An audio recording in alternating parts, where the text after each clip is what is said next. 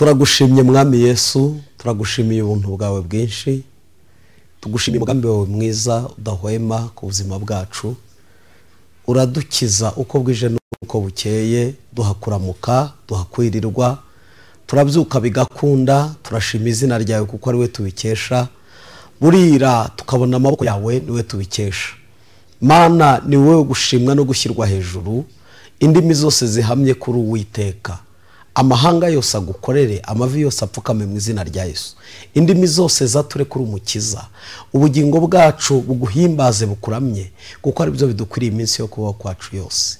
Ababyeyi baramutse, abagabo nuko, abasore n'abakobwa, abana bato, abakecuru n'abasaza babasha kudukurikirana kuri Good Rich TV, abo bose Mana tufatikanije kugushima, dufatikanije kuzamura ishimwe ryawe n'icyubahiro cyawe. Nyemerera uyu mwanya twinjiye mu ijambo ryawe kugira ngo tukuramye, tuguhimbaze, tuvuge imirimo y'amaboko yawe. Unyemerere ntabari twe abari b'umuyobozi, gahunda yose tuyishyize mu biganza byawe, ng'icyubahiro kibi cyawe mwami w'abami. Mwuka wera ategeka ganze, maze imirimo y'amaboko yawe ikomeze kuvugwa ku isi yose. Abera barateranye mu nsengero zitandukanye no mu madini atandukanye, ndetse n'ahandi abantu bashobora kwiherera bagasenga bari ahantu hatandukanye. Abari mu mago basengera online barahari, baradukurikira mwami, kugira ngo twese dusangire ijambo ryawe kandi turusheho kuvuga aho watugiriye neza n'uburyo wagiye udukiza n'ubuhamya bwacu, niyo mashimwe yacu ya buri munsi. Unyemerere uyu mwanya turawuguhaye, reka uyobore njye ugiye kuvuga, kandi abankurikiye imitima yabo irushaho gukinguka no kumva, kugira ngo maze turusheho kwishima, maze mu mwanya mwiza tuza kuba dusenga twerekeza mu mwanya wo mu materaniro yacu ku rusengero, tuze kuba dufite ibihe byiza. Urakoze kuduhumugisha kuva dutangiye kugera ku musozo, mu izina rya Kristo Yesu, amen. Turabiyegereje bene data bavandimwe bakundwa, nshuti z'umusaraba, abari mu mpande enye z'igihugu, abari hirya y'igihugu cy'u Rwanda, bari za Kongo mudukurikira, bari Burundi, abari Tanzania, abari yo za Burasirazuba mudukurikirana, abari Burengerazuba, Amajyepfo n'Amajyaruguru, by'umwihariko ndagaruka mu mujyi wa Kigali aho turi hano Nyarugenge mu mujyi neza. Turabasuje mwese mudukurikiye, muri kumwe na mwene so Reverend Pasteur Ndorimana Edouard, kandi ubakunda, ndabakunda, ndabishimira cyane, ndanezerwa. Ndabizi ko mudukurikiye, ndabizi ko hari abatwandikira kuri WhatsApp bakatubwira ati muradukunda, hari abatujoininga mu rusengero bakaza, ndabizi ko muradukunda kandi natwe turabakunda. Turacyari muri ya masengesho y'iminsi 40, turacyari muri ya masengesho y'iminsi 40. Murabizi ko twayatangiye itariki ya mbere y'ukwezi kwa gatatu, tukaba tuzayasoza ku itariki 9 z'ukwezi kwa 4 2023. Rero umunsi ndakwifuriza ihirwe, ndakwifuriza umugisha. Tugeze ku munsi wa 12 w'amasengesho, tugeze ku munsi wa 12 w'amasengesho. Ni umwanya mwiza wo kugira ngo nawe uvuge ngo ariko ma, aho bigeze nanjye numva nasenga. Ndabizi ko hari abantu badashobora gusenga ubwabo bisengeye, bigora gufata umwanya wo kujya muri saro ye, mu cyumba cye cy'amasengesho se, bigasanga kwifasha gusenga biramugoye, ariko yaba ari kumwe n'abandi akabishobora. Ibyo bibaho, ariko kandi ari cyo nkwisabira nawe, hari ukuntu wabigenza ukavuga ngo ma, niyo najya mfata isaha imwe ku munsi, wabikora uri mu kazi, lunch ya saa sita ukayireka, iyo saa ukayiruhukamo ukavuga ngo reka nsenge. Wagira icyo wiga mukarekera isaha imwe ukavuga ngo reka mbe mbiretse nanjye mfata umwanya wo gusenga. Iyi minsi 40 ndikakubera impfabusa, narabivuze, narabisubiyemo kenshi. Uyu mwaka dufite gusenga, kandi niwifatanya natwe uzabona igisubizo kiva mu masengesho. Ndishimiye kubana nawe, nishimiye gusangira nawe ijambo ry'Imana. Rero udukurikiye, nakwibutsaga ko tugeze ku munsi wa 12 w'amasengesho yacu. Imana iduhana umugisha. munyemerere ndasoma icyanditswe kimwe turi buze kugaruka ku nsanganyamatsiko yacu ivuga ngo kwamburwa umwambaro ushaje cyangwa se umwambaro utewe ikizinga cyangwa se umwambaro usuzuguritse, umwambaro ugayitse, umwambaro utari mwiza ukambika undi mwambaro.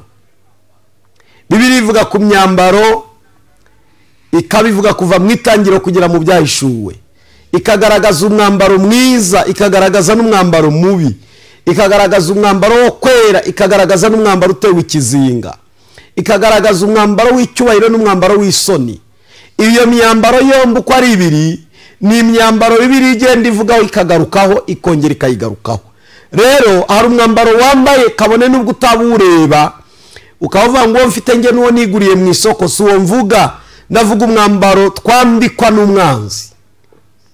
Murabizi ko n'icyaha ubwacyo n'umwambaro umuntu yambara, umwanzi akamurebera muri iyo ndorerwamo y'icyaha akamurega, akajya imbere y'Imana akamurega. Murabizi ko yigeze kurega Mose, ajya imbere y'Imana na marayika w'Imana ahagazeho na marayika wa Satani ahagazeho, ngo maze baburanira intumbi ya Mose, maze ngo marayika aravuga ngo yewe Satani we Uwiteka guhane, ngo kandi yongera guhane kuko uyu Mose wamenya aho yakoreye icyaha ariko ntiwamenya aho yihaniye. Rero hari umwambaro ugaragara ko Mose yacumuye, ariko Imana imwambura uwo mwambaro w'ikizinga, imuhagarika imbere ya marayika wa Satani w'umwijima, atsinze kubw'imbabazi z'Imana. Murabizi ko no muri Zekariya igice cyaho cya 3 tubona Yoshuwa umutambyi ahagaze imbere ya marayika w'Imana, nubwo Satani nabwo amurega avuga ngo kandi Yoshuwa yambaye ikanzu irimo ikizinga. Marayika nabwo arongera asubiramo ayo magambo ati Uwiteka guhane Satani we, yongera guhane watoranije Yerusalemu agatoranya Isiraheli nk'ubwoko bwayo, Uwiteka guhane kuko wameze nk'umushumu ukuwe mu muriro. Rero biravuga iki? Ni ukuvuga ngo uwo Yoshuwa icyo Satani yamuregaga cyari gihari, ariko kandi tubona marayika ategeka abandi ba marayika ngo bamwambure iyo mwambaro mubi w'ikizinga, yuzuye ikizinga, ahari yari tobaguritse, ahari yari irimo imyenge, ahari uwo mwenda hari uko agaragaraga. Ariko marayika aravuga ngo uwo mwambaro ni mumwambure, mumwambike undi mwiza w'umweru wera, maze barabikora. Yoshuwa agaragara neza mu maso y'Imana, ariko umwanzi yari yamureze. Ndagira ngo nkubwire, ntabwo umubiri mvuga, nako ntabwo umwambaro mvuga ari umubiri wawe, ntabwo umwambaro mvuga ari uwo nguwo waguze mu isoko, ntabwo umwambaro mvuga ari uwo nguwo wawe mwiza wibaze wibubu w'ibindi. Oya, ahubwo mu isi y'umwuka hari umwambaro Satani ajya twambika. Ariko muri insanganyamatsiko yacu hari umwambaro Satani yari yaratwambitse, Imana igomba kutwambura uyu mwaka. Hari umwambaro ugomba kwamburwa ukambika undi mwambaro. Haleluya. Rero murabizi ko Satani n'umushinja, ariko dufite Yesu n'umushinjura. Satani n'umushinja, ahora turega, ahora azerera, n'umurezi, ahora azerera, n'umurezi w'itorero, ahora arega itorero, ahora arega abana b'Imana, ahora bashinja, ariko dufite umushinjura bita Yesu. Nagira ngo rero muri imyana bivuze neza, aravuga ngo Uwiteka umucamanza iyo ambonye ayo maraso ntancira urubanza rubi, anyita umukiranutsi, yarancunguye ngo mbuwe, niko kunyishimira ubwo atagipfuye nanjye singipfuye, nge na Yesu turi umwe. Mwene data, nagira ngo mvuge ku mwambaro kandi nze gusoreza ku mwambaro. Dusenga Imana. Turasoma mu gitabo cy'Itangiriro igice cya 41.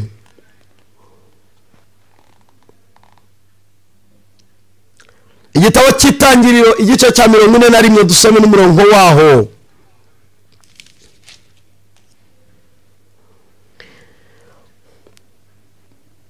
Wa 30 nidushaka dore kwa 41.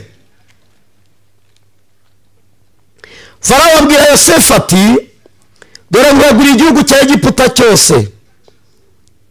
Farawo yiyambura impeta iri ikimenyetso yo ku rutoki rwe, ayambika Yosefu ku rutoki, amwambika imyenda y'ibitare byiza, amwambika n'umukufi w'izahabu mu ijosi, amugendeshereza mu igare rikurikirana n'irye, bakajya bamurangana bati nimumupfukamire, nimumupfukamire. nuko amwegurira igihugu cya Egiputa cyose. Farawo abwira Yosefu ati ge Farawo ndahiriye ko ntawe uzunamura ukuboko, ntawe uzashingura ikirenge mu gihugu cya Egiputa cyose utabyemeye. 45 Farawo ahimba Yosefu Safunatipaneya, amushingira Asenati mwene Potifera umutambyi wo mu mudugudu wa Oni. Yosefu atambagira igihugu cya Egiputa. Yosefu yari amaze imyaka nka 30 avutse ubwo yakoreraga Farawo. Yosefu avaho Farawo ari atambagira igihugu cya Egiputa cyose. Mwakire neza ijambo ry'Imana. Bene data, nagira ngo mbabwire Yosefu mu myuzo ya mbere turabona ageze kwa Farawo, amakuru aratubwira kwa Farawo, ariko reka tubanze turebe mbere yo kugera kwa Farawo yarabaye hate. Ubuzima bwa Yosefu bwari buteye bute ari iwabo mu rugo. Bibiliya iratubwira ngo Yosefu yari umwana ukundwa na se. Muri bene se benshi ise yaramukundaga ngo kuko yajyaga mubwira amakuru ya bene se n'ibyo biriwemo n'ibyo biriwe bakora, akavuga amakosa yabo, akavuga ibyo bakoreye ku muhanda, akavuga ibyo bakoreye mu rwuri barimo baragiye inka, akagenda amubwira ati papa nababonye. Ise aramukunda. Icya mbere amudodeshereza ikanzu. Ese uyu mwambaro ugaruka kenshi, signification yawo ni iyi. Uyu mwambaro turabona Isa umwambitse. Icya mbere usobanura, urerekana ko uyu mwambaro uyu mwana yambitswe ni w'igikundiro muri bene se benshi. Icya kabiri, uyu mwambaro uyu mwana yambaye ni umwambaro umutandukanya na bene se, kuko Isa arawumwambitse ariko ntawambitse abandi bana bose. Icya gatatu, cyari ikimenyetso cy'uko se amwishimira kandi amunezererwa. Icyo yakoze cyatumye bene se bamugirira ishyari. Ariko ndavuga icya kabiri Imana nayo yakoze. Turabona Isa amwambika ikanzu, ariko turabona Imana imurotesha. Rimwe na rimwe hari impamvu zituma umubyeyi akunda umwana. Icya mbere nuko umwana aba hafi ya se. Icya kabiri nuko umwana yubaha se. Icya gatatu nuko umwana umutuma akagenda kandi akagaruka akazana ubutumwa amutumye. Icya kane nuko umwana ahora ateze amatwi yumvise icyo se amubwira. Icya gatanu nuko uwo mwana ataba mu byose atamubwiye, amenya ibyo se amubuza, akamenya ibyo amubwira agomba gukora, akabikurikiza nk'uko se yabimubwiye. Uwo mwana Isa aramukunda. Uko niko n'Imana iri. Buriya amarangamutima y'ababyeyi, uko twifuza ko abana bacu bamera, niko n'Imana yacu yifuza ko tumera. Imana yayikunda Yosefu. Mu gitondo kimwe ararota ngo abona imiba ya bene se yikubita imbere y'umuba we, ngo ariko urahagarara urema. Ngo mu gitondo akangutse ajya kubwira se na nyina ndetse na bene se, arabwira ati narose nimuze mbabwira inzozi narose. Azirotorera bene se na Sahari. Ngo bene se baravuga ngo niko ushaka kuzadutegeka, ushaka kuzaba umutware, urashaka gusobanura ko twebwe bakuru tuzatera agaciro imbere yawe. Ngo ryashya rirushaho kuzamuka. N'ubundi ryari rihari, ntabwo ryavutse uwo munsi, ahubwo ryariyongereye. Nibutse ko umuntu n'inzozi. Biravuga ngo abasore bazarota. Kubera iki bakoresha inzozi ku basore? Burya uyu umwana mutoya aba yitega imitego hariya imbere. Uhemukira ukiri mutoya, uhemukira umusore muto, uhemukira umwana mutoya, aba yitega imyobo hariya imbere azagwamo. Kuko buri hari ibintu umuntu adakwiriye gukinisha. n'umwana mutoya kuko afite inzozi uko bizagenda kose, waba uzibona waba utazibona, hari inzozi z'umwana mutoya. Bibiliya ivuga ngo abakambwe bazerekwa. Ni ukuvuga ngo iyo umuntu ashaje inzozi ze ziba zihagaze, ariko umuntu mutoya inzozi ze zizuzura. Hari imyaka kugira ngo inzozi zacu zihagarare, ntabwo ngiye kwirondora, ariko umuntu ukiri mutoya, umukobwa ukiri muto, umusore ukiri muto, umwana ukiri mutoya, uzirinde kumuhemukira kuko ntuzi icyo azaba cyo. Yewe wamureba none arimo asaragoringa, aca mu buzima bwa strago, arimo asaragoringa, adafite aharara, adafite aharyama, adafite aho yirirwa, adafite aharya, adafite byose, ariko nubwo yaca mu butayu bukakaye hari inzozi zizasohora kuri uwo mwana. Upfa kuba ukiri mutoya ntukihebe, upfa kuba ukiri mutoya mwene data. Ibyo waba ucamo none, ibyo waba ucamo uzacamo, cyangwa ucamo none cyangwa waciyemo, imyaka yawe irakwemerera kurota inzozi kandi zikazuzura. Yosefu arota muri bene se, baravuga ngo reka tuzamurwanye turebe uko inzozi zizuzura. Batangira kumwanga. Buri intambara ufite zirangana n'inzozi zawe, urugamba urwana rurangana n'inzozi zawe.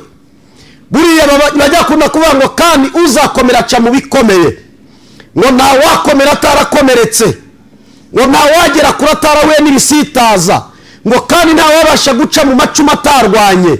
Nicyo gituma intambara turwana zirangana n'inzozi ziturimo. Inzozi zawe mwene data umwanzi arazirwanya, ariko ndagira ngo nkubwire uyu munsi ndaguhanuriye, inzozi zawe, indoto zawe, imigambi yawe, iyerekwa rikurimo, icyo ugambirira gukora mu myaka mito ufite uzazigeraho, bizakunda, bizemera. Wicika intege no guca mu bikomeye, Imana ibasha gusoza inzozi z'umuntu. Haleluya. Bibiliya tubwira ngo kandi ngo bene se baragiye baramubona, baravuga ngo Karose araje, mureke tumugenze uko dushaka, tumwice maze dufate ya kanzu ise yari yaramwambitse, maze tuyimukuremo tuyivuvuze mu maraso y'umwana w'ihene, maze tugende tuyereke papa, tumubwire ko inyamaswa y'inkazi yamuriye. Muri bavuka bamwe aravuga ati bene data biragatsindwa kuvusha amaraso ya mwene mama, ya mwene data biragatsindwa, mureka ahubwo dufate iyo kanzu tuyimwambure. Wa mwambaro ndi kubabwira wo Satana z'Imana yakwambitse niwe arwanira kukwambura kugira ngo agusuzuguze, kugira ngo muri bene wanyu aguhindure iciro ry'umugani, aho hantu hasuzugurikire, aho hantu bakurebe nkaho nta cyuricyo. Ariko reka nkubwire birashoboka ko wayamburwa bakajya ku kiriyo cyayo nkuko bagiye ku kiriyo cy'ikanzu ya Yosefu, ariko Yosefu arakiri muzima. Barabikora, babigeraho, baravuga ngo reka babikore. Bamutaye mu rwobo, bamwambaye ya kanzu, ngo urwobo bamujugunyemo ntirwaririmo amazi. Iyo ruza kubamo amazi biba byarabaye ibindi. Buriya mu nzira y'ubutayu abantu bagenda bacamo, Imana izi gutegura. Bamwe bashobora kukujugunya mu rwobo bakakujugunyamo, Imana igategura abandi bo kurugukuramo. Icyiza iyo bakujugunya ahantu Imana yabiteguye, imigambi yaho bakujugunye iburizwamo. Nabizi ko hari abantu benshi mudukurikira mumeze nka Yosefu, mumeze nka Yosefu, ariko kandi nimuhumure, itarahemukiye Yosefu ntizaguhemukira, itaratengushye Yosefu ntizaguhemukira. Ngo arabikora amujugunya mu rwobo, muri urwo rwobo Imana itegura abo kumukuramo. Inkuru ni ndende, barakomeje ngo ikanzu barayifata bayivuvuza mu maraso y'umwagazi w'intamba cyangwa w'ihene. Baragenda bashyira se, baramubwira ngo dore papa, ikanzu y'umwana wawe tuyisanze ku gasozi, dore ya kanzu y'igikundiro wari waramwambitse, dore inyamaswa y'inkazi yamuriye. Ngo isararira avuze induru araboroga cyane, aravuga ngo yo ntabwo bishoboka, aravuga ngo umwana wanjye yariwe n'inyamaswa, nzarinda njya mu nda y'isi ntamazwe umubabaro w'umwana wanjye. ajya ku kiriyo cy'ikanzu, ariko Yosefu ni muzima. Reka mubwire, hari abantu bari ku kiriyo cy'ikanzu ariko Yosefu ni muzima. hari abantu birirwa bakuririra, bazi ko byarangiye, bazi ko wibagiranye, bazi ko abaye gicibwa, bazi ko ubuzima bwawe bwaguye mu rwobo butazavamo, bazi ko byarangiye, ariko bari ku kiriyo cy'ikanzu. Yosefu ni muzima. Mwene data, ndagira ngo nkubwire, abantu bashobora kuba ku kiriyo cy'ikanzu ariko Yosefu amasezerano ari muzima. Ntukangwe n'ibivugwa, ntukangwe n'ibyo abantu bavuga. Ibyo abantu bavuga biraciriritse kuruta ibyo Imana igutekerezaho. Isaravuga ngo nzarinda mpfa ndahojejwe amarira. Bene se nabo baravuga ngo turabirangije, tuzareba izo nzozi aho zizasohorera, tuzareba aho ibyerekwa rizasohorera, tuzareba tuzareba. Ngo Imana yemera ko bamugurisha muri Egiputa, agurwa na Potifari. Potifari agenda amugira umugurano, umukozi udahembwa, umukozi ukora nta merisi, umukozi ukora nta shimwe, umukozi ukora nta gihembo, abikora neza mu kuboko kwiza kw'Imana kubana nawe. Uzamubwire mwene data, ibihe byose umuntu yacamo ari kumwe n'Imana, iminsi mibi waca muri kumwe n'Imana, ibihe bikomeye by'ubuzima n'ubutabwa n'ubutayu waca muri kumwe n'Imana. Humura, ukuboko kwiza kw'Imana kwabanye na Yosefu muri Egiputa bamugurishije, uko niko kujya kubana natwe mu bibazo ducamo bya buri munsi. Maze ngo arahirwa, arakundwa. Potifari amwegurira urugo rwe rwose, amwegurira abagaragu bari mu rugo, amwegurira abantu, amwegurira ibintu, amwima umugore we. Ngo mu gitondo umwana yaratonnye mu rugo, ngo nyirabuja aramukunda, ariko nubwo yamukunze, umwana afite umutima wubaha Imana, yari afite umutima uciye bugufi wubaha Imana, yari afite umutima utinya Imana, yari afite umutima umenekeye Imana. Abwira nyirabuja, aramubwira ati mabuja, databuja ntacyo yanyimye, ibintu byose muri rugo arabimpaye, usibye wowe atampaye. Biragatsindwa ko nahangara kukwambika ubusa uri muka databuja. Urabyanze urabyanze wakana we, wari ufite amahirwe yo kuzamuka promosiyo, wemeye kubana nanjye tukaryamana, none wanze kuzamuka. Ahari wari kuzarya umutungo wose w'umugabo wanjye, kajya mukurunda mwibanga, none urabyanze. Umwana ati rwose nubwo wampa amahirwe yose, ariko hari Imana ireba, kandi ukweka Imana ireba, databuja ntiyakumbaye. Uwo mwana atambuka neza. Hari ahantu gutambuka neza bigoye. Ibaza ari nkawe umugore wa general. Mwibutse ko Potifari yari umugaba w'ingabo mu gihugu cya Egiputa, ari we mugaba w'ingabo. Ibaze rero gukunda umugurano. Murabizi ko abasore b'uyu munsi natwe abagabo b'uyu munsi, mwumve nyine aho hantu kwatambuka neza, arakiranuka, ariko gukiranuka kwe kumukingurira imiryango y'inzu y'imbohe. Hari igihe gukiranuka ko abantu kuva vira n'akarengane, ibyo wanze gukora ukabirenganyirizwa, ibyo wanze gukora ukabitoterezwa, ibyo wanze gukora ukabibabarizwa. Humura, irenganura abarengana, irabizi. Ibanga ni rimwe, gukiranuka mu maso y'Imana bidukingurira imiryango, kandi ikinguka ku munsi abantu batekereza ko itazakingukaho. Uko biroroshye guca ko kayiruka bati nta kibazo, uyu mugore arakomeye arafatika kandi ndyamanye nawe, ana amahirwe mpawe, ana amahirwe biroroshye. Murabizi ko biroroshye kwirukangira guhemuka, biroroshye kwirukangira gukora nabi, ariko wirengagije ko ijisho ry'Imana rikureba, kandi wibuka ko icyo ni ikizamini, iyo ugitsinzwe hari gusibira cyangwa se gupfa kwa za nzozi. Byaranashobokaga ko Potifari yagoboka akamukubita ifuni inzozi zikarangiriraho, ariko amenya ko atambuka neza, ahatambuka neza, arakiranuka, bimujyana mu nzu y'imbohe. Bibiliya tubwira ngo amara iminsi mu nzu y'imbohe, ariko kandi agezeyo ukuboko kwiza kw'Imana kubana nawe. Ariko mureke mbabwire bene data, ndabizi hari igihe twibaza ngo kubera iki duca muri ibi bibazo, kubera iki ibintu mbica mu Mana. Hari ijambo rimwe, ibyo ucamo bingana n'ubuhamya bwawe hari imbere. Hari imbere ndabona ubuhamya bwawe, hari imbere ndabona ijambo ryawe rizagira imbaraga, ayabandi akananirwaga akarangirira mu nzira. Ubuhamya bwawe bw'ejo hari imbere ndeba nizo mbaraga zo kuvuga no kubwira aboreje bakomeye ko Imana wari Imana nyamana. Yosefu agiye mu nzu y'imbohe, masikini aribagiranye, bamukubise mu nzu y'imbohe, baramufunze, bamwambitse iroze, bamushyize imbere mu nzu y'imbohe, afunzwe n'umurusha amaboko, sa dosiye, nta dosiye ikozwe kubera umufunze, arakomeye. Ntabwo bisaba ngo bajye gukoresha statement, reka da.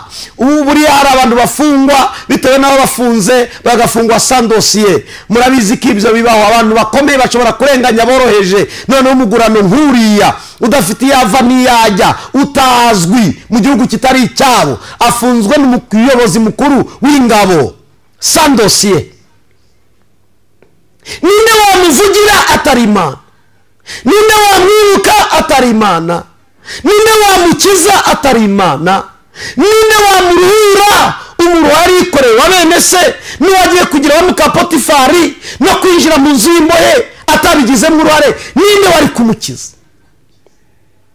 Ariko turashimira Imana bene data, ikurikirana umugambi wayo, ikurikirana ijambo yavuze, ikurikirana inzozi zacu, ikurikirana icyo yagambiriye kuva kera.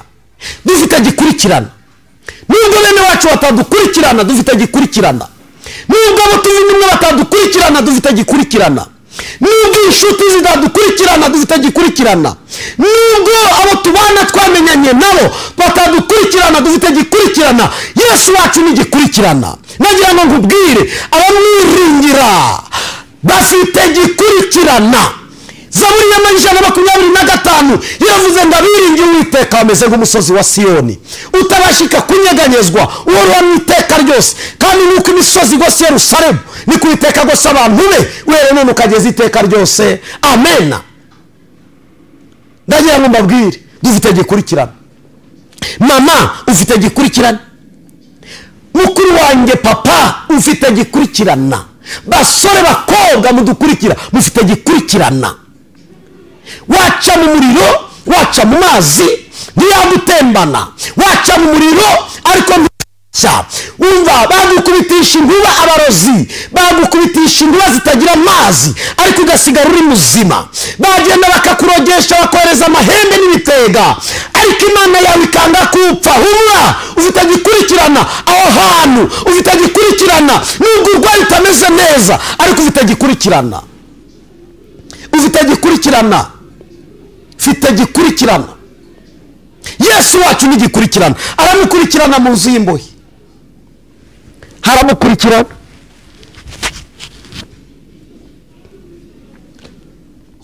Haramukurikirana Yesu. Turagushimira Mwami ko dufite gikurikirana. Turagushimira aba bantu dusengera buri munsi, turagushimira ko batazapfa batabonye amaboko yawe. Aba bantu tubana nabo buri munsi, turagushimira ko batazabura kuvuga imbaraga zawe mu minsi y'ubuzima bwabo, mu minsi bacamo, mu bibagerageza bitari bimwe, mu ntambara barwana. Bafite gikurikirana, kandi tuzemera ko ubuzima bwabo burangira inzozi zuzuye, kuko iyerekwa ryose wavuze Mwami urarikurikirana. Umwanditsi w'Luka 1:37 yaravuze ngo kuko ari nta jambo Imana ivuga ngo rihere. Oria baseko shatalako shalamako sitereko shaba. Bibiliya tubwira ngo nuko muri iyo minsi yaza kugira abafungwa bari baturutse ibwami ngo barabafunga. Bamaze kubafunga Yosefu ngo arabakira bari babiri bari abatware bakorera ibwami. Umwe ari umuvuzi w'imitsima, undi ari umusutsi wa vino. Ngo maze baza kuryama mu nzu y'imbe barasanzemo Yosefu. Yosefu ari aho ngaho nta byiringiro byo kuzasohoka. Imana ntikimusura, Imana ntikimuvugisha. Mu masezerano yari yaramuhaye nta kurota arakirota, ndaherekwa arakigira. Aheruka kurota ari kwa se no kwa nyina. Aheruka kumva Imana imubwira ngo bene so bazakwikubita imbere. Yerekwa rirazimira. Asigaye araho ngaho, arareba hirya akabona nta nzira, arareba igikuta akabona ntazakivamo, arareba akabona biramusumba. Aritegereza akavuga ngo Mana amaherezo yanjye nayahe. Ariko hari ijambo rimwe gikurikirana yari ahari. Yari hafi y'ijambo yavuze. Ahantu waba uri hose, aho waba wicaye ariho hose, aho waba uryamye ariho hose, aho waba uri wihebye, umva gikurikirana arakureba, gikurikirana arahari. We ni Yesu umwami w'abami, we wita ku batagira shinge na rugero, we wita ku batagira kivurira, inshuti y'abakene, inshuti y'abakire, inshuti y'abakomeye n'aboroheje. Azi bose uko babayeho n'uko barara n'uko baryama. Yaramurebaga ari mu nzu y'imbohe. Umva aho hakuri Yesu arakuruzi. Ibyo bihiciyemo Yesu arakuruzi.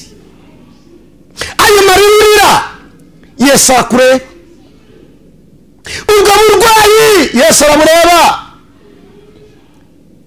Igihe utagifite ubwira, Yosefu ari mu gikuta ntafite uwabwira inzozi.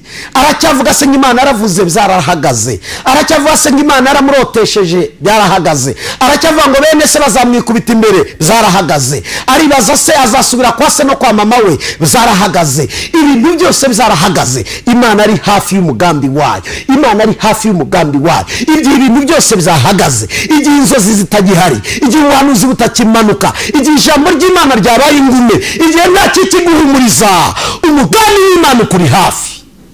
Mu bihe byawe bikomeye by'ubuzima, umugambi w'Imana ukuri hafi. Haleluya. Bibiliya tubwira ngo arotora inzozi za bene se, arabwira ati dore inzozi warose wowe ugiye kugenda Farawo azaguca umutwe, maze nawe wa kabiri usigaye ugiye gusubizwa kugenda ukaba muhereza ukongera ugahereza. Ariko ngo umuvuzi w'imitsima bazamuca umutwe. Inzozi uko bazirose nuko azisobanuye niko zasohoye. Farawo aca umutwe, yagombaga guca umutwe, umuhereza wa vino amusubiza ku ntebe akomeza akazi. Yosefu aguma mu nzu y'imbohe. Aguma mu nzu y'imbohe. Yari yavuze ijambo rimwe gusa, yari yabwiye bene se, arabwira ati rero sha dore ndasobanuye inzozi ariko ntimuzanyibagirwe. Ubu hari abantu twirirwa turimba bagiye batwibagiwe, bareke. Dufite data ujye utwibuka. Dufite data wo mu ijuru. Barakwibagiwe abo wagiriye neza, bareke. Dufite data wo mu ijuru. Hari abantu wagaburiye, hari abantu wacumbikiye, hari abantu wariye amashuri, hari abantu wafashije kugira ngo bubake ingo zabo, hari abo wafashije kugera mu kazi, hari abo wafashije bava mu rwobo bari baraguyemo. Barakwibagiwe, bareke. Dufite Yesu wacu ujye utwibuka ku munsi wo kwibuka kwacu. Wicaje ahantu barakomera, hari abantu wafashije kuba bo bari bo ariko barakwibagiwe. Bareke, bareke. Ufite gikurikirana bita Yesu. Wa muntu bita ngo n'umuhereza wa vino aragenda masikini aribagirwa pe. Yewe abantu baribagirwa. Ibaze mwene se bamuciye umutwe areba ariko basubiye guhereza aribagirwa. Yosefu akomeza muri gereza tu. Ubuzima bwo gusaragoringa, bwo gusafaringa, ubuzima bwo kurwana no kuvata Imana nzava muri iki gikuta gute, Mana nzasohoka nde, Mana ko nta cyana gukoreye, Mana ko nta gukiranirwa kwangaragayeho, Mana ndazira iki, Mana niki nakoze, Mana nzapfa ryari, ariko Mana nicyo mpora. Imana iraceceka ari kiri inyuma y'umugambi wayo. Ishobora guceceka ari kiri mu kazi, ishobora guceceka iri mitunganya ibintu, ishobora guceceka iri mikora. Imana yacu ishobora kudasakuza ariko igeze kuri iri gukora ibintu. Imana yacu irakora, ikora iri kuvuga, ishobora gukora yacecetse. Icyangombwa nuko tubona Imana yakoze. Uva nkubwire, nubwo isa nayo icecetse, ugiye kwinjira mu bihe byo kubona imirimo yayo. Nubwo ubona nayo itakikuvugisha, ugiye kubona imirimo y'amaboko y'Imana. Nubwo utakibona ikuganiriza, yewe kabone nubwo waba utakirota, imirimo y'Imana izagaragara kandi vuba bidatinze. Hari ahantu ugiye gusohoka mu izina rya Yesu. Bibiliya iratubwira ngo kandi ngo maze haciyeho igihe kirekire yaramwibagiwe. Hari igihe rero tubane n'abantu ukajya wiri kuvuga runaka namugiriye neza aranyibagirwa, runaka naramufashije yaranyibagiwe, ninjye wamuzanye muri Kigali yaranyibagiwe, ninjye wamutegeye indege agera i Burayi yaranyibagiwe, ninjye wamufashije kugira ngo yige yaranyibagiwe, ninjye wamufashije kugira ngo avuzwe, arapfuye ndamuvuza yaranyibagiwe, namutangiye amafaranga yaranyibagiwe, namukoreye ibi nibi yarakwibagiwe. Humura, ibyo wakoze Imana irabyandika. Nubwo bakwibagirwa, nubwo batakwibuka, nubwo batabiha agaciro, nubwo batakuvuga neza, nubwo batagushimira, nubwo batavuga ngo merci, hari Imana yandika imirimo yawe wakoze ikayibuka. Yosefu igihe kigeze Imana iramwibuka. Igihe kigeze yambaye iroze, yambaye umwambaro w'icyaha, yambaye umwambaro mu nzu y'imbohe, ari umwere nta cyaha yakoze. Imana iramwibuka imugarukaho.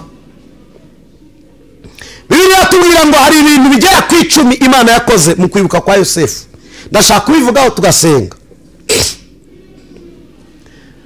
Ngo umwami arota inzozi, abura ibitotsi, arahangayika. Njya nkundira Imana yacu ijya ibuza abantu ibitotsi iyo yagambiriye gutabara abana bayo. Hari abantu babura ibitotsi iyo Imana yashatse kugira abibukwa. Hari abantu buzi ibitotsi iyo yashatse kugirira neza ubishaka kugirira neza. Maze ngo umwami abura ibitotsi ntiyagoheka, ahamagaye abapfumu, ahamagaye abanyabwenge, ahamagaye abahanga mu gihugu. Buri gihugu cyose kigira abahanga, igihugu cyose kigira abanyabwenge, igihugu cyose kigira abatekinisiye, igihugu cyose gifite abantu b'abahanga basobanutse, bize mu bwenge, bafite ubumenyi, bafite kureba, bafite gushishoza. Igihugu cyose kirabagira. Arabahamagara habura igisubizo. Dore ijambo rimwe, password y'inzozi za Farawo yari ifitwe na Yosefu. Nagira ngo nkubwire aka kantu, hari password ufite y'ahantu runaka, ntabwo hashobora kuboneka igisubizo atari wowe uhageze. Reka da, ndakurahiye, hari password ufite muri mutwe wawe, mu bwenge bwawe, mu bumenyi bwawe. Hari ahantu adashoboka kuzaboneka password utari wahagera. Ni wowe mbwiye, ni wowe nkurikiye. Hari ahantu iyo password Imana igomba kuyimana kuko iri muri wowe, kugeza ku munsi uzahagera ibintu bigasobanuka. Yosefu arahagera, ngo hagere, ariko burya hageze reka manze mvuga uko akwe mu nzu y'imbaye gatoya. Ngo igihe umwami yari yabuze igisubizo, murabyibuka ko habonetse wa muntu wari bagiye Yosefu aravuga ati mwami ndakwibutsa ibyaha byanjye. Igihe nari mu nzu y'imbohe, bwari wadufungaga turi babiri tuzira amakosa yacu, hari umugabo watusobanuriye inzozi. Amaze kuzisobanura zuzura nk'uko yazisobanuye, kandi zimaze kuzura hari ikintu nkubwira mwami. Uriya mugabo ni umuhanga, ni umunyabwenge, niba ubasha kumenya ibyatamenywa, niba ubasha gusobanura ibyananiye ibigirwamana n'izindi mana ziyita imana zitari zo. Kuko uriya mugabo abana n'Imana zera, abasha guhishurirwa ibintu. Ariko uzikura uw'agaciro uri ahantu hataraha agaciro. Uzi kuba ubitse ibintu by'agaciro ariko uri umuntu uri ahantu hataraha agaciro. Uri uw'agaciro ubitse ibintu by'agaciro, muri we harimo ubutunzi, muri we harimo imigisha yose, muri we hari abantu bazabaho kubera wowe, ariko ahantu uri ntihahwanye n'ibikurimo. Hari ubuhanga bukuzuyemo, hari ubumenyi bukurimo, hari ubwenge n'ubushishozi no kwitegereza bikurimo, ariko ahantu uri ntiyasa n'ukuri. Yosefu ni umuhanga, ari ahantu mu nzu y'imbohe, urimo bitandukanye n'aho ari. Umva, igihe kirageze musohoka aho hantu, ibikurimo ntibikwemerera kuguma aho hantu. Ubumenyi n'ubuhanga no kwitegereza no gushishoza bikuzuyemo ntabwo bihwanye n'aho hantu uri. Ubwo bwenge ntabwo bukwiriye gusaziraho. Ibyo bintu wize uzi Imana yashyize muri wowe bigomba gusohoka bikajya ku mugaragaro, bigasohoka bikajya hanze, bigasohoka bikagaragara,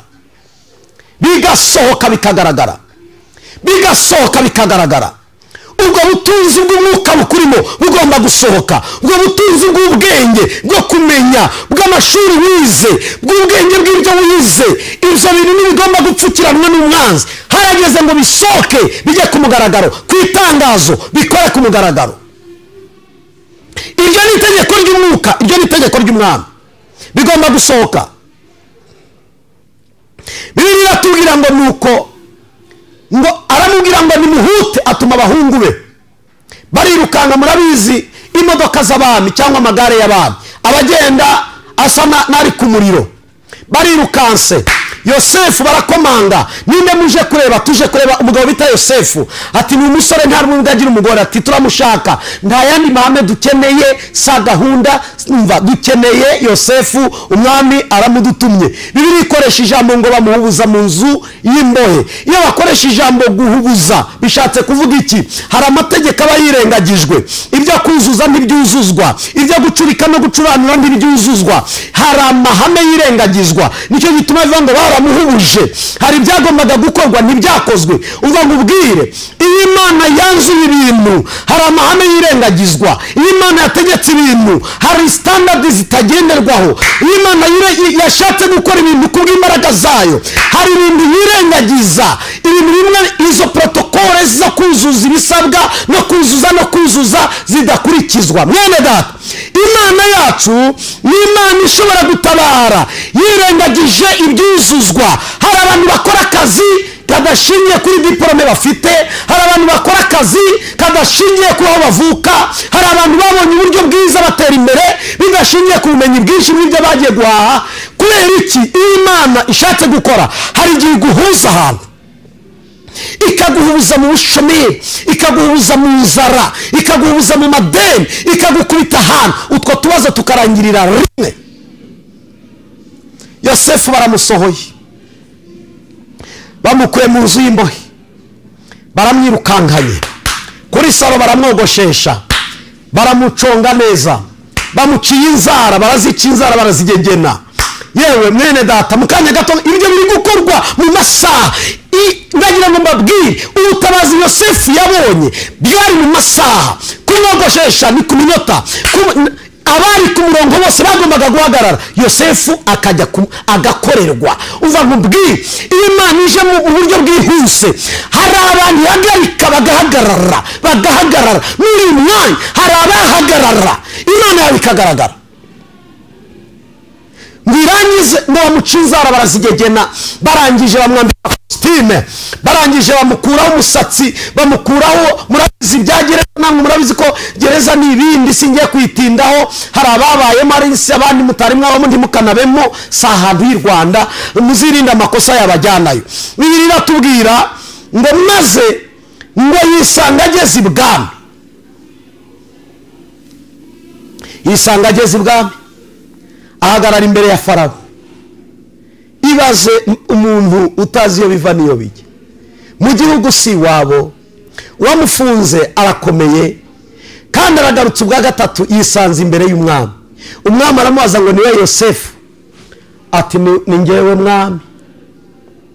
Uragiye kunyica se mwana? Ati oya, ntabwo ari ukukwica, sicyo gitumye tuguhamagara. Hari igihe ukuba ahantu habi ukisanga ahantu heza hagusumbya imirebere. Hari ahantu ushobora guhagarara ukavuga ati aha ni mu rupfu tu, singiye kubaho.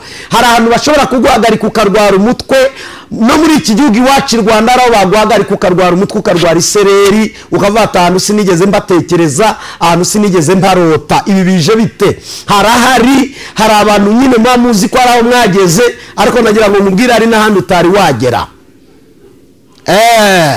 hari abantu utari wahagararana nabo nubwo hari n'abandi wahagararanye nabo ariko hari n'abandi utari wahagararana nabo maze Yosefu yisanga imbere y'umwami umwami aramubaza ngo Yose ndakubaza inzozi narose wabasha kuzisobanura ati sinjye usobanura mwami mu ijuru hari Imana isobanura dore Yosefu ubwenge yari afite yarazi kubanza Imana imbere naho abandi twebwe dushyira Imana inyuma tugashyira ubwenge imbere we yerekanye ko ubumenyi bwe ari bukeya yerekana ko ubwenge bwe ntabwo aravuga ngo mu ijuru hari Imana isobanura ntabwo ari njye usobanura Imana ni isobanura naho uyu munsi dutera akaguru umuziki utari wajyaho tuzi kubyina mbere y'umuziki kumva hari ukuntu wiyumva iyo ukiyumva Imana irakureka Yosefu yari yaroroshye aroroha mu bitekerezo aroroha mu magambo aroroha mu bikorwa aroroha mu migendere aroroha umuhungu aroroha umva mwene data niba ushaka kugendana n'Imana niba ushaka kubona Imana igukorera niba ushaka kubona Imana igusubiza oroha gabanya ibyo wibwira n'ibyo utekereza hari igihe bihagarara tugashyira Imana imbere akaba ariyo turamya aravuga ngo Mana mu ijuru hari Imana niyo isobanura ibihishwe nibasha gusobanura ibyo warose naho nge Yosefu azisobanura mu buryo bwagutse azisobanura n'umuntu uzitishurirwa azisobanura n'umuntu wahumekewe n'Imana azisobanura n'umuntu wamenye Imana azisobanura mu buryo bwiza umwuka wera abakonveke n'umwami arabyumva arabyemera avuga amagambo akomeye ashaka kuvuga aho twahereyeho igice cya 30 igice cya 41 n'umurongo wa 37 Bibiliya yatubwira ngo nuko Yosefu atanga inama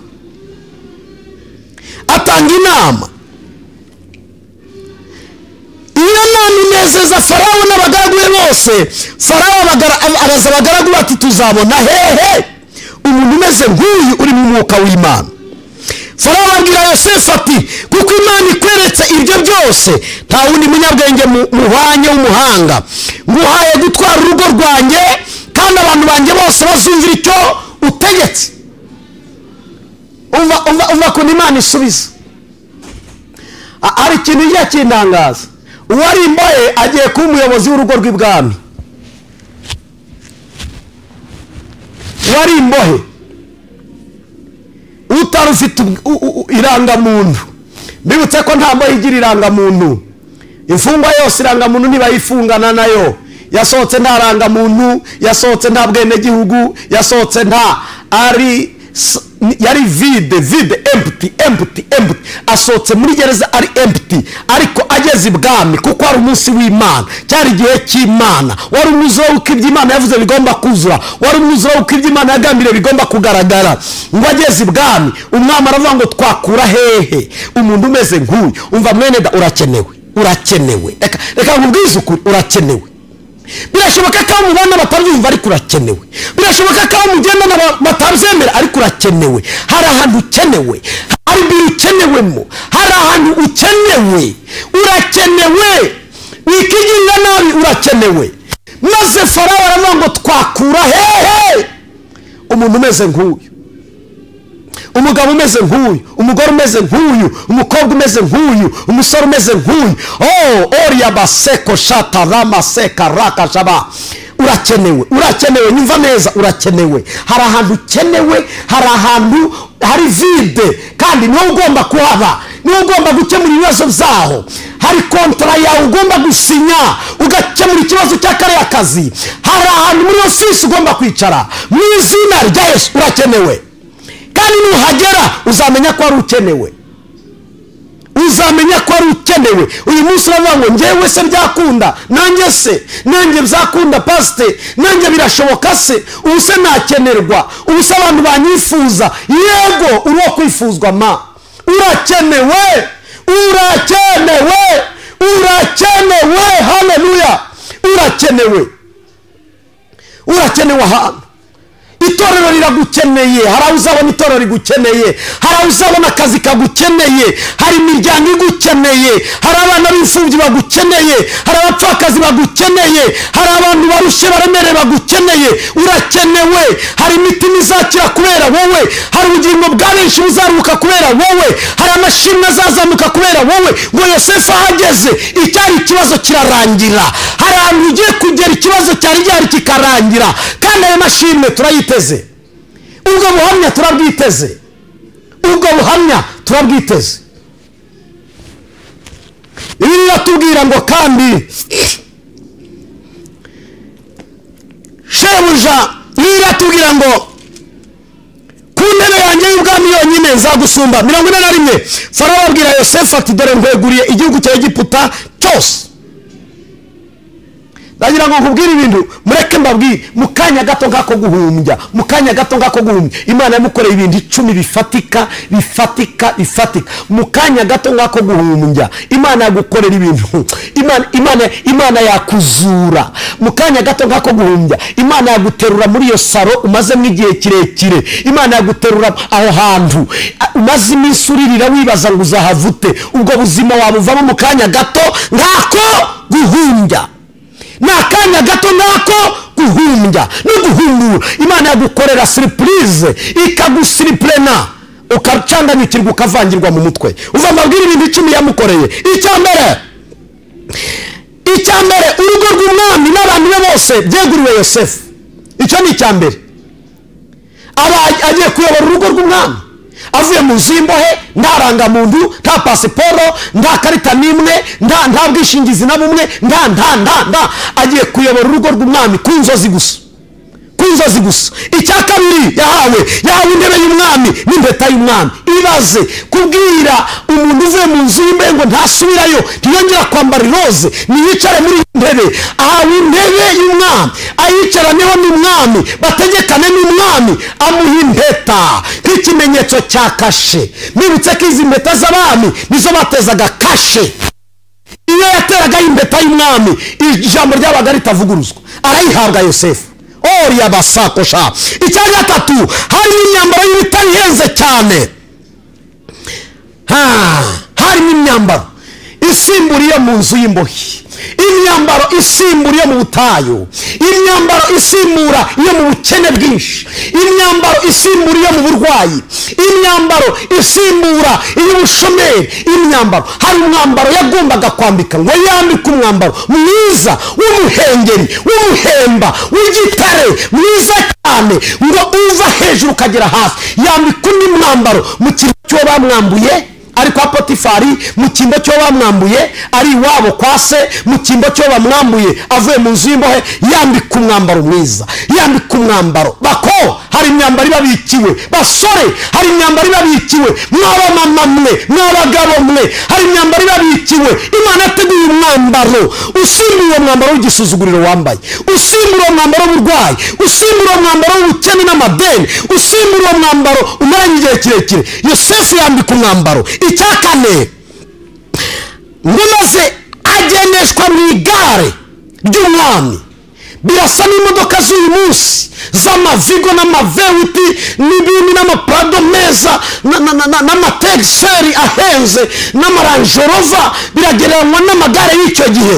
Ngo maze muri icyo gihe ngo maze bamugendeshamo, bamwicaza mu modoka nziza.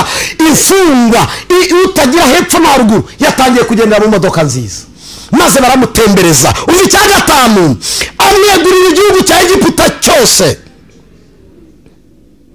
intara zose, iburasirazuba, iburengerazuba, amajyepfo, amajyaruguru, umujyi. Yosefu arabihabwa. Mu isaha imwe, mu minota umwe, mu masegonda amwe. Imana niwe ushaka kubikorera. Ibyo mvuga Imana ishaka kubigukorera. Icya gatandatu umwami ararahira indahiro yuko ntawemere gusohoka. Yosefu atamusinyiye ngo amutereho stamp, amutereremo visa, yaba muri pasiporo, haba muri laissez passer, nta muntu wemerewe gusohoka igihugu Yosefu atamutereye, na Potifari arimo, na Potifari wari wamushyirishije mu nzu y'imbohe nawe arimo. Erega buriya biroroshye ko Imana yagutabara abari bagufite ububasha, abari bakugize ububasha bagacemererwa bakabura ijambo. Umva, ni umunsi umwe, ni isaha imwe, ni umunota umwe, Imana yaguha agaciro abari bagufite ububasha bakamburwa ijambo. Yosefu ahabwa uburenganzira ko ntawe uzasohoka, ntawe uzaca kuri boda, ntawe uzatera intambwe ngo asohoke mu gihugu Yosefu atamusinyiye. Imana iratangaje bene data, Imana iratangaje. Icya karindwi, ahimbwa izina rishya, ahimbwa izina rishya. Numva ukuntu Bibiliya yatubwiye ngo Farawo yiyambura impeta iriho ikimenyetso yo ku rutoki rwe, ayambika Yosefu ku rutoki, amwambika imyenda y'ibitare byiza, amwambika n'umukufi w'izahabu mu ijosi, amugendeshereza mu igare rikurikirana n'irye, bakajya bamurangirana bati nimumupfukamire, nimumupfukamire. Nuko Farawo abwira Yosefu ati, njyewe Farawo narahiye ko nawe uzunamura ukuboko ntawe uzashingura ikirenge mu gihugu cyanjye cya Egiputa cyose utabyemeye. Farawo ahimba Yosefu Safu-Natipaneya. Umva, izina rya Yosefu naryo rirahinduka. Ariko ibitangaza Imana igikora, mureke dusenge, mureke dusenge dusoze, mureke dusenge. Umva mbabwire, Imana iguha izina rishya, ikwambika umwambaro mwiza, iguha izina rishya, kwambika umwambaro ugukwiye, iguha izina rishya, kwambika umwambaro ugukwiriye w'agaciro, iguha izina rishya. Umva uko biri ikomeje isoza, maze twisengere dutahe. Erima sako shata raka shadarama. Nababwiye ngo uyu munsi ni umunsi Imana ishaka kugukorera ikintu, ndashaka kugukorera ikintu. Bibiliya tugira ngo muhimbe izina rishya. Maze icyamunani bamuha n'umugore wo mu batambyi, mu bapasitori, bamuha umugore wo mu bakristo, mu bakristo. Ari igihe Imana ikugororera kweri kweri, kaguha n'umugore ugukwiriye, imuha umukobwa mwiza mu batambyi, imuha umukobwa mwiza wo mu basenga, utazamutesha umutwe, utazamurwaza umutwe, utazamurwaza isereri, utazamuhangayikisha. Imana irahemba, ikaguha n'igihembo cy'umugore. Bibiliya tubwira ngo bamuha n'umugore ngo maze atambagizwa igihugu cya Egiputa cyose. Icyo ni icya 9.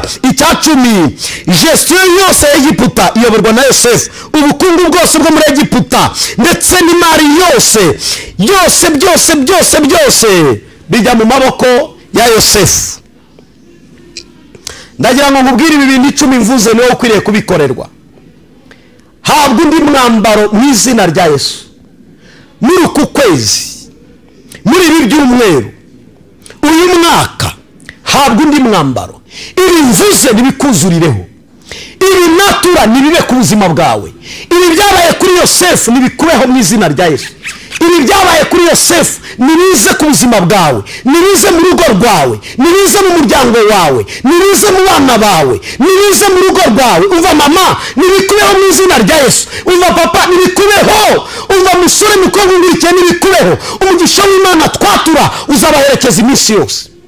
Nagira ngo mbabwire, ntabwo nibuze gufata telefone kuko umwanya wacu waturangiranye. Nagira ngo soke njya mu materaniro, uza gujaga gusengerwa turamusengera ku rusengero. Ariko nagira ngo senge muri uyu mwanya, mubwire ndi ibi mvuze natura nibikubeho mu izina rya Yesu. Nizawe byakire.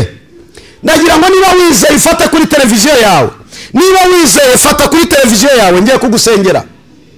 Niba wizeye fata kuri televiziyo yawe, niba wizeye ijambo ry'Imana fata kuri televiziyo yawe. Mana mu izina rya Yesu, turi mu minsi 40 aho tubwira ngo ugiye kutwambura umwambaro w'igisuzuguriro ukatwambika umwambaro w'icyubahiro, aho tubwira ko ugiye kutwambura umwambaro w'amaganya n'amarira n'agahinda, aho twari twarabohewe ukatuvana ukatwinjiza mu yindi dimension, ukatwinjiza mu rundi rwego. Abana bawe barizeye mu izina rya Yesu. Hindura ibyanze guhinduka mu izina rya Yesu. Rema ibitariho biremeke. Yosefu waramuremeye, imiryango ya gereza irakinguka. Igitondo kimwe yicara ibwami arayiyobora, yicara ibwami ayobora urugo rw'ibwami, yicara ibwami ahabwa gutwara byose. Man, ubwoko bwawe abagukiranukira ntuzabareka, abagukiranukira ntuzabatererana. Ndabasengeye mu izina rya Yesu, ukubizeye kiza indwara, kiza ubushomeri, kiza inzara, kiza amakuba ari hagati muri bo mwami, tungurana hagati muri bo, rema amashimwe, rema ubuhamya, icyubahiro kibi cyawe Jehova Shamu.